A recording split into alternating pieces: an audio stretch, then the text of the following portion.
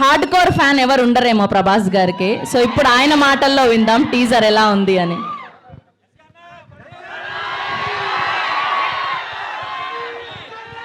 మా sister కృతికి happy birthday చెప్పండి అందరూ. పీపుల్స్ మీడియాలో విశ్వ గారి తర్వాత ఆ లైసెన్స్ కంటిన్యూ చేస్తున్న సిస్టర్ ఈ సినిమాకి కూడా వర్క్ చేసి ఈ సినిమాని అంటే ఇద్దరిని ఈ సినిమాలో అండర్ ఎస్టిమేట్ చేశారు. పీపుల్స్ మీడియాలో ఇంత బిగ్గెస్ట్ ఫిల్మ్ ఎప్పుడూ రాలేదు. సో ఎలా తీస్తారా అనుకున్నారు. సో ఇది మూవీ లాంచ్ కాదు, ట్రైలర్ లాంచ్ కాదు, జస్ట్ టీజర్ లాంచ్. ఈ టీజర్ లాంచ్కే ఇంత రచ్చ చేశారంటే విశ్వప్రసాద్ గారి విజన్ ఎలా ఉంటుందో, మీరు ఆ సెలబ్రేషన్ రివిజన్ ఎలా ఉంటుందో మీ ఊహకే వదిలేస్తున్నాం. పీపుల్స్ మీడియా ఫ్యాక్టరీ గుర్తుపెట్టుకోండి ఈ పేరు. అండ్ మారుతి బందర్లో కృష్ణ కిషోర్ ఇప్పుడు సిరి కాంప్లెక్స్ ముందు ఆయన ఫాదర్ ఒక అరటిపళ్ళ బిజినెస్ చేసేవాళ్ళు.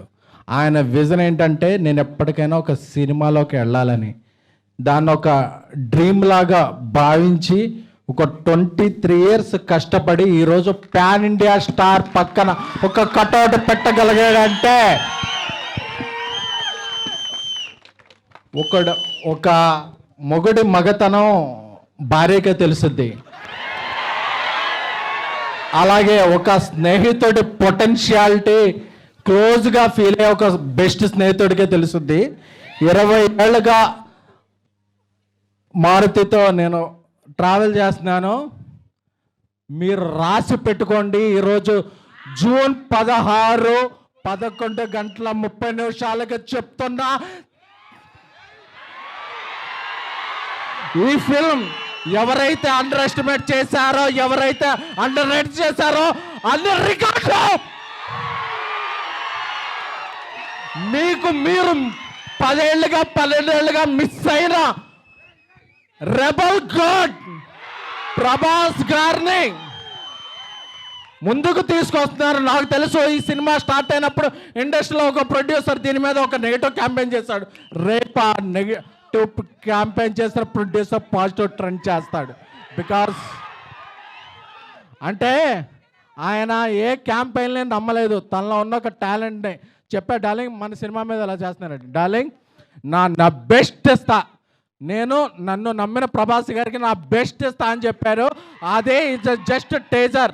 ఈ టేజర్ తర్వాత ఇంకా సింగిల్స్ ఉన్నాయి, దాని తర్వాత ట్రైలర్ ఉంది, దాని తర్వాత సినిమా ఉంది. December 5న ఇండియా పాన్ ఇండియా షేక్ అవుద్ది. థ్యాంక్ యూ దా రాజా సాబ్. నమ్మిన ఫ్యాన్స్కి లవ్ యూ ఆల్. సో ఇంకా ఇంకా ఇంకా ఇంకా డోస్ చాలా ఉంది, చాలా దాచారు లోపల.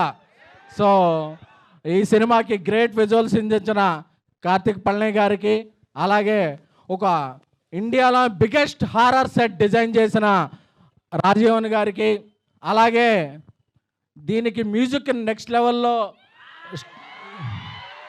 ఇచ్చిన మన తమన్ గారికి. సో అలాగే I am thankful to I started my career as journalist, so I have huge respect to all journalists here who traveled a lot from Delhi, Mumbai, Kerala, Tamil Nadu, Kannada.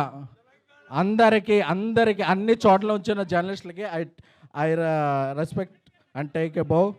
Thank you a lot. And మన fans అందరికీ కూడా మారుతి గారు ఒక cult బొమ్మిస్తున్నారు. Love you all. Let me tell you, after hearing all of that,